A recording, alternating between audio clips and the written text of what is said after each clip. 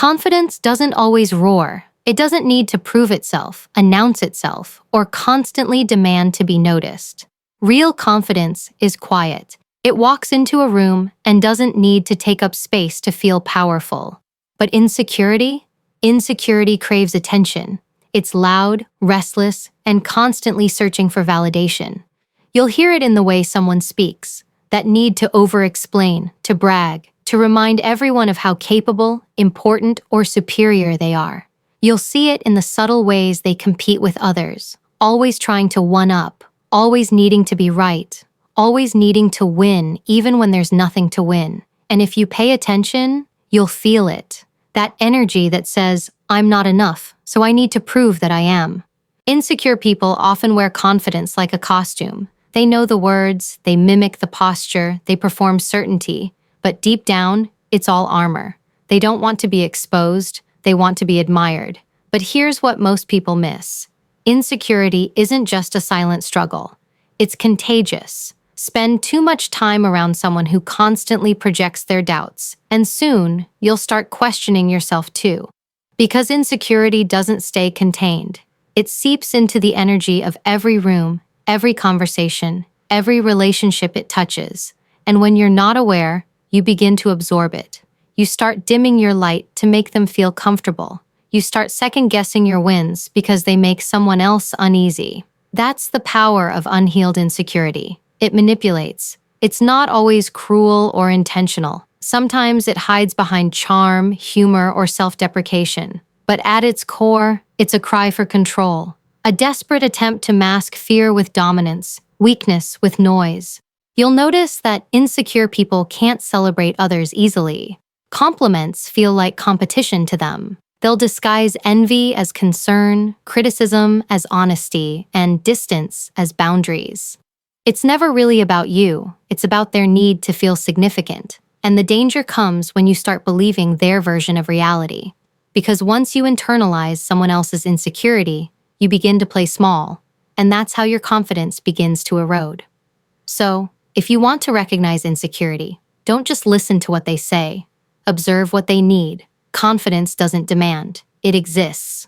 But insecurity, it always needs an audience. The overcompensator, you've met them before. The ones who walk into a room and make sure everyone knows they've arrived. Their energy is loud, their stories are bigger, their achievements somehow always outshine yours. They speak like they're on stage, not in conversation. Every word, every gesture, every brag is designed to say, look at me, see how important I am. But behind that performance is something fragile, a person terrified of being overlooked. The overcompensator is the kind of individual who mistakes noise for power and validation for value. They think that if they just impress enough people, they'll finally feel whole. But here's the truth. You can't fill an inner void with external approval. When someone constantly talks about how amazing they are, what they're really saying is, I need you to believe in me because I don't believe in myself. They'll tell you about their promotions, their followers, their wins, but never about their fears, because vulnerability to them feels like weakness. So they mask it with arrogance. And arrogance is just insecurity dressed up as confidence. You can always tell the difference. Confidence is calm, it's grounded, it doesn't need to dominate the room. But insecurity, it's restless. It seeks validation the way a drowning person seeks air. Watch how the overcompensator reacts when someone else succeeds. Do they celebrate it? Or do they minimize it? Because truly secure people clap for others. Insecure people compete.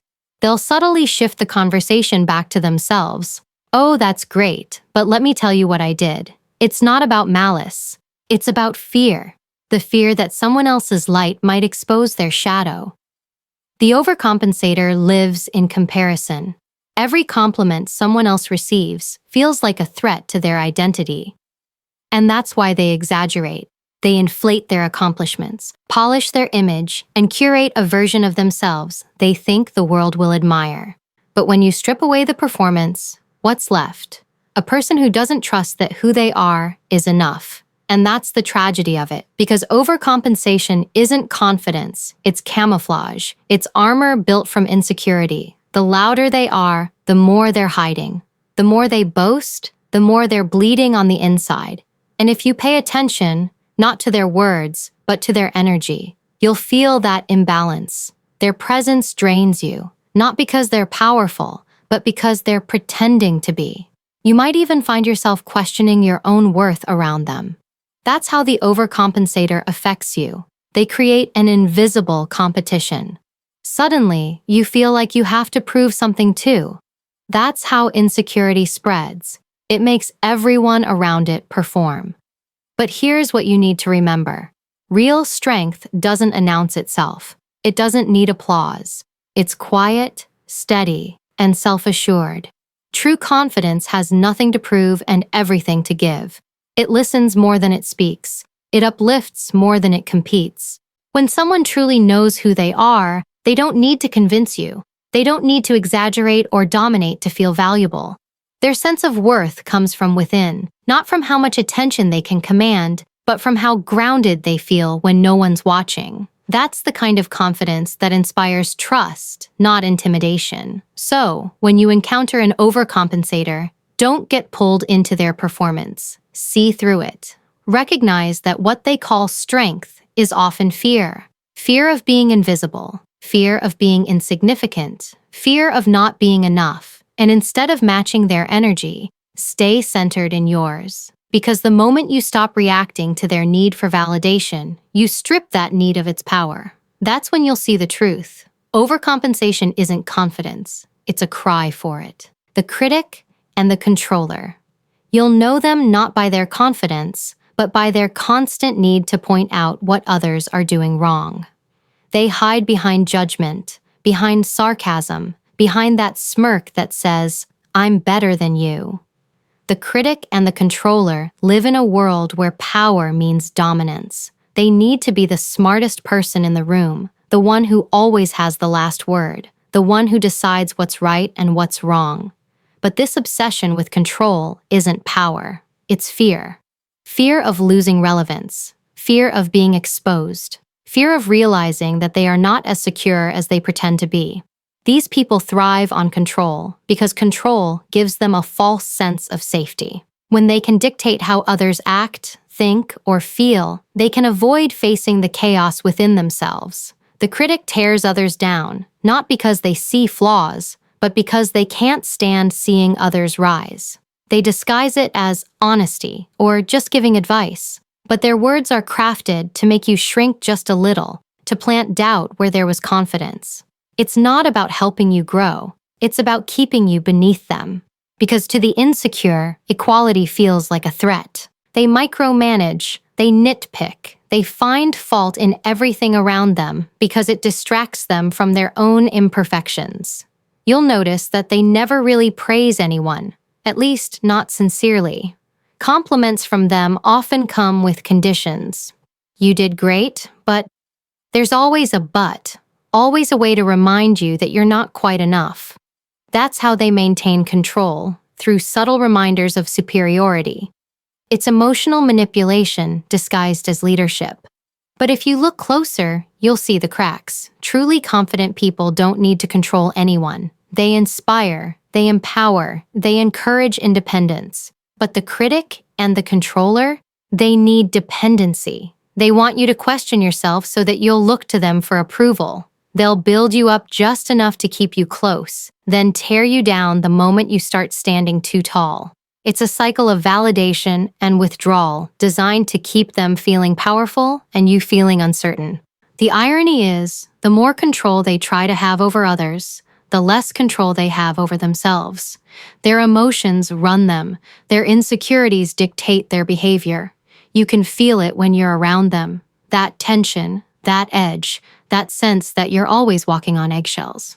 You start editing yourself, softening your words, shrinking your presence just to avoid their judgment. That's how they win, by training you to fear their reaction. And that's why awareness is everything. When you start seeing through their patterns, you stop personalizing their criticism. You realize their control isn't about you. It's about them. It's about a person who doesn't feel safe unless they're in charge. They need to dominate conversations, relationships, and spaces because deep down, they don't believe they belong in them unless they can control the narrative.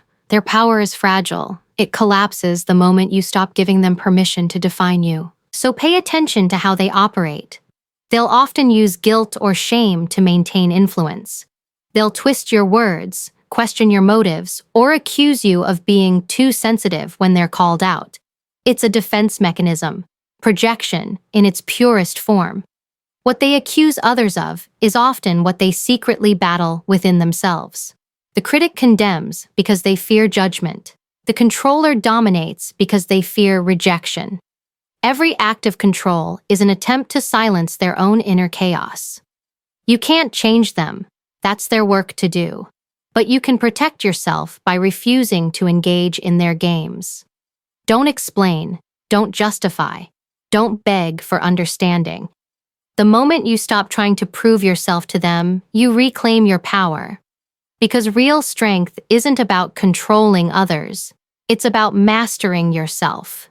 The critic and the controller will never understand that truth until they face the fear they've spent a lifetime running from. And that's the difference between those who lead with power and those who live pretending they have it. The disappearing act.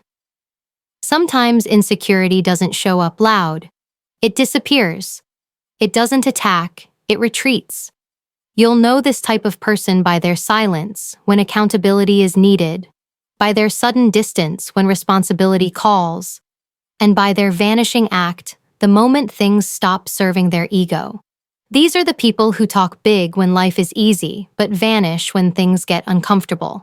They'll make promises they can't keep, speak with conviction, and present themselves as dependable until the moment they're truly needed. That's when they fade. That's when you see who they really are. Because insecurity doesn't always look like arrogance. Sometimes it hides behind avoidance. Avoidance is the refuge of those who fear being exposed. The insecure mind cannot tolerate the discomfort of imperfection. When confronted with mistakes, it doesn't self-reflect. It escapes. These people run from difficult conversations, from apologies, from self-correction, because to admit fault feels like defeat.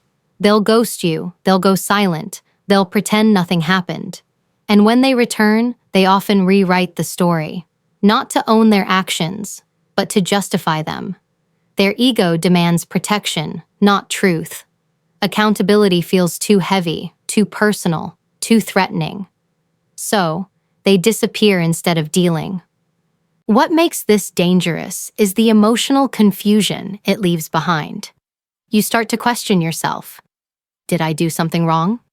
Did I push too hard? But the reality is, you didn't. You just asked for honesty, and honesty exposes the insecure. They can't handle the mirror being turned toward them, so they vanish before they have to look. They'll block, ignore, withdraw. Anything to avoid discomfort. Because in their world, confrontation equals danger. To them, facing the truth means facing the parts of themselves they've been running from for years. You'll also notice that their disappearances aren't always physical. Sometimes they check out emotionally. They're present, but they're gone. They stop showing up with intention. They stop engaging deeply. They become vague, inconsistent, unpredictable. It's like trying to hold on to smoke. You can feel the distance, but you can't quite name it.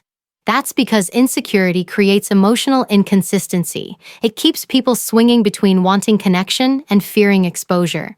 They crave closeness, but they also fear being seen. So, they oscillate. Warm one day, cold the next. It's not you. It's their internal battle between wanting to be accepted and fearing rejection. And the more you try to pull them closer, the faster they retreat. Because to an insecure person, love, trust, and vulnerability feel like threats. The closer you get, the more they fear you'll see through their mask. So they run, not from you, but from the possibility of being truly known. Avoidance becomes their safety net. But that safety comes at the cost of growth. Because without accountability, there's no evolution. Without facing discomfort, there's no maturity. This disappearing act can also show up in leadership, friendships, or professional settings. You'll see it in the colleague who blames others when things go wrong, in the friend who stops responding when conflict arises, in the partner who withdraws every time they feel inadequate. It's not that they don't care, It's that caring requires courage, and insecurity doesn't have much of that. They're not emotionally equipped to handle imperfection, so they build walls of silence instead. What you must understand is this: avoidance is a symptom of fear, and fear, when left unchallenged, dictates behavior. You can't build trust with someone who disappears at the first sign of pressure.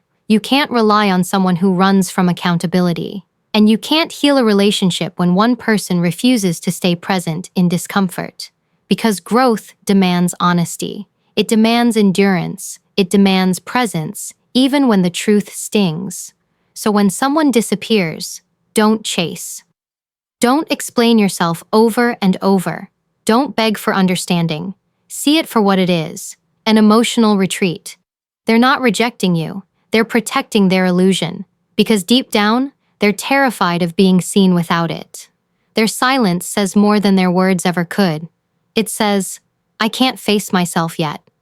And until they can, they'll keep running. Not from you, but from the truth they're not ready to meet. Protect your energy. There comes a point in your life when you must decide what you will and will not absorb. Because not every battle deserves your energy, and not every person deserves access to your peace. When you deal with insecure people, those who criticize, compete, manipulate, or disappear, you must understand one thing: you cannot fix them. You cannot pour enough reassurance, love, or patience into someone who has built their identity on self-doubt. Their insecurity is not yours to carry, and if you keep trying to carry it, it will drain you. Protecting your energy isn't selfish, it's survival. When you protect your energy, you're not cutting people off out of anger. You're choosing yourself out of awareness.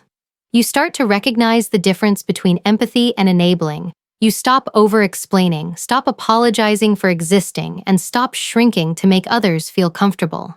Because every time you dim your light for someone else's comfort, you teach them that it's okay to take from your peace. Protecting your energy means having the courage to let people misunderstand you, to let them think what they want while you stand in your truth. It's choosing clarity over chaos. You see, insecure people often pull you into emotional games without you even realizing it. They'll create tension, provoke reactions, or guilt trip you into staying engaged. They want you to chase, to defend, to explain, because your attention feeds their ego. But the moment you stop reacting, the game ends. Your calm is their confusion. That's why emotional control is your greatest defense. When you stop taking things personally, you strip their power. Because the truth is, how someone treats you has everything to do with who they are, and nothing to do with your worth. You protect your energy by learning to respond instead of react, by refusing to match chaos with chaos. The moment someone tries to project their insecurity onto you, pause, take a breath. Ask yourself, is this mine to hold? Most of the time, it isn't. You are not obligated to absorb another person's storm just because they hand it to you. Let them keep their noise. Let them wrestle with their own reflection. You stay grounded in yours. Protecting your energy also means setting boundaries, not walls, but boundaries that say, "I choose peace." Boundaries that remind you that silence is a response, that distance is clarity, and that saying no doesn't make you unkind. It makes you strong. You're not required to attend every argument you're invited to, and you don't need to justify your peace to anyone who benefits from your chaos. The moment you understand that, you free yourself from emotional manipulation. It's not about detachment, it's about discernment. You can care deeply and still protect yourself fiercely. You can have compassion without carrying someone else's burden. Protecting your energy doesn't mean you stop loving people. It means you stop allowing their insecurity to dictate your emotional state. Because love that drains you is not love, it's dependency. And when you try to heal someone who refuses to face themselves, you end up betraying yourself in the process. So you start choosing differently. You start saying less. You stop explaining your peace to people who thrive on conflict. You stop chasing closure from people who benefit from confusion. Protecting your energy means understanding that your silence, your boundaries, and your distance are not acts of cruelty. They are acts of self-respect. And self-respect is the highest form of peace. When you protect your energy, you stop being reactive to the world and start becoming intentional with it. You understand that your time, your attention, and your mindset are currencies, and not everyone deserves to spend them. You begin to see that peace isn't something you find. It's something you protect. It's a decision you make, over and over again, every time you choose to walk away from what doesn't serve you. Because once you start protecting your energy, you stop needing to prove your worth to anyone. You no longer explain your silence or your boundaries. You simply stand firm, calm, clear, and unshakable, knowing that peace is not given, it's guarded. Build the unbreakable mindset. The foundation of an unbreakable mindset begins with one thing: knowing who you are, even when the world tries to tell you otherwise. Because life will test you. People will project their fears onto you. They'll question your choices, they'll doubt your abilities, and if you don't have a solid sense of self, you'll start to believe them. You'll start bending, shrinking, second-guessing, and before you know it, you'll be living according to other people's insecurities instead of your own truth. An unbreakable mindset doesn't mean you never feel doubt. It means you don't let doubt decide who you become. Every strong mind is built through resistance. Think about it. Confidence doesn't grow in comfort.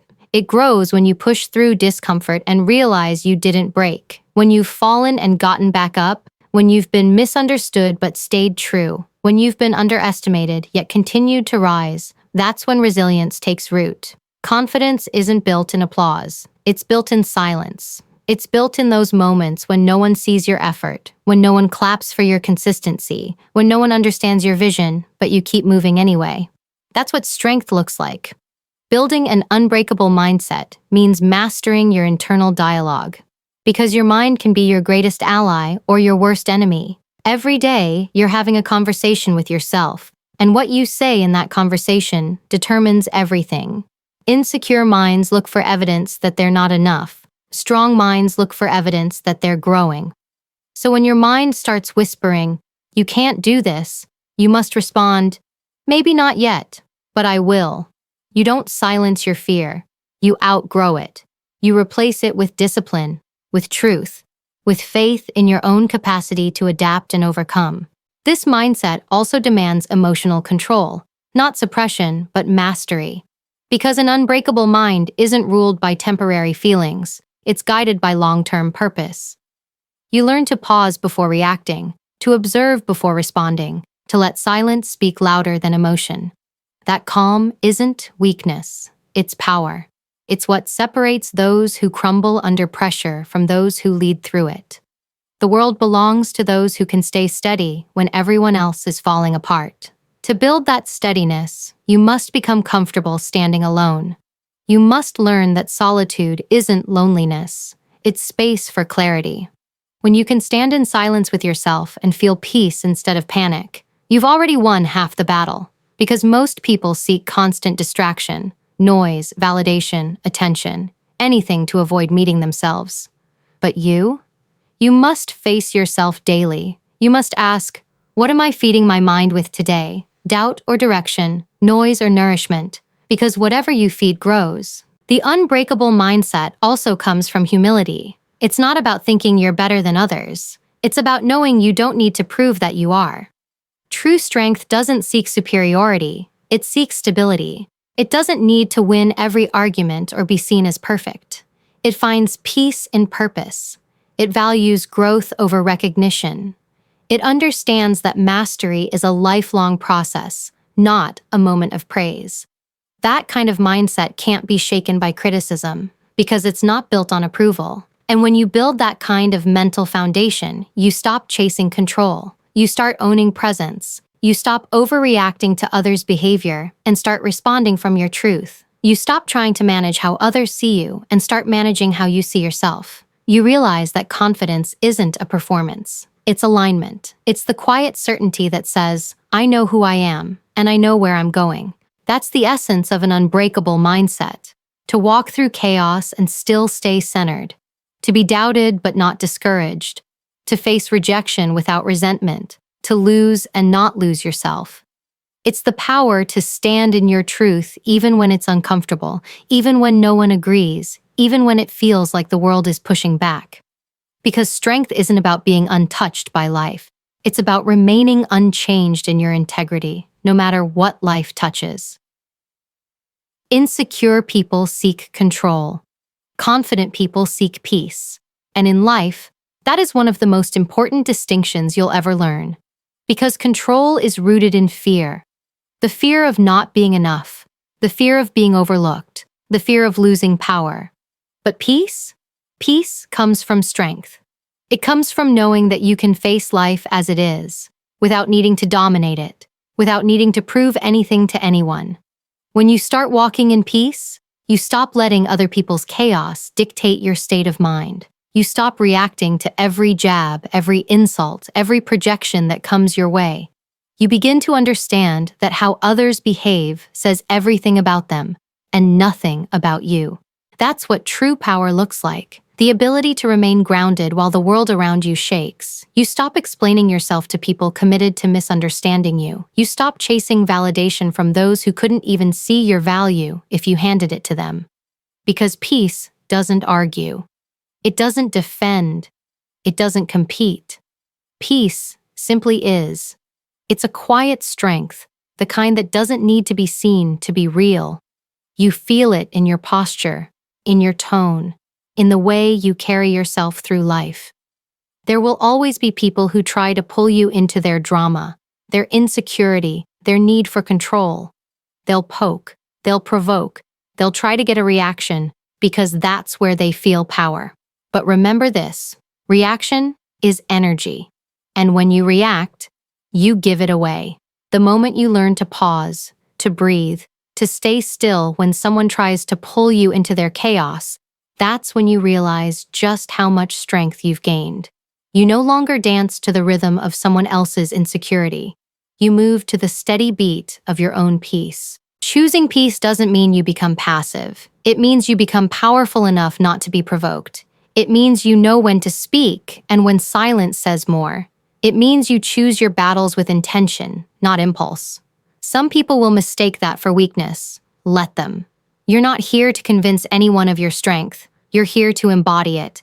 And that's something insecure people can't do, because their power depends on being seen, while yours comes from being centered. There's a certain freedom that comes when you stop trying to fix, prove, or impress anyone. You realize that peace is not a destination. It's a decision, a choice you make every single day to protect your energy, your focus, your heart. You decide to walk away from arguments that go nowhere. You decide not to return the same energy that disrespects your calm. You decide to build a life so steady that no projection, no manipulation, no jealousy can shake it. And when you do, everything changes. The world doesn't get quieter. You do. The noise is still there, but it no longer controls you. You see things clearly. You respond from clarity, not emotion. You learn to stand tall, not because you need to be seen, but because you refuse to bend under the weight of someone else's insecurity. That's what it means to be confident, to move through life with grace, with discipline, with that quiet, unshakable certainty that says, I don't need to control anything. I am already in control of myself. So, choose peace, every single time. Not because it's easy, but because it's powerful. Because in a world full of people trying to prove how strong they are, the calm one always wins.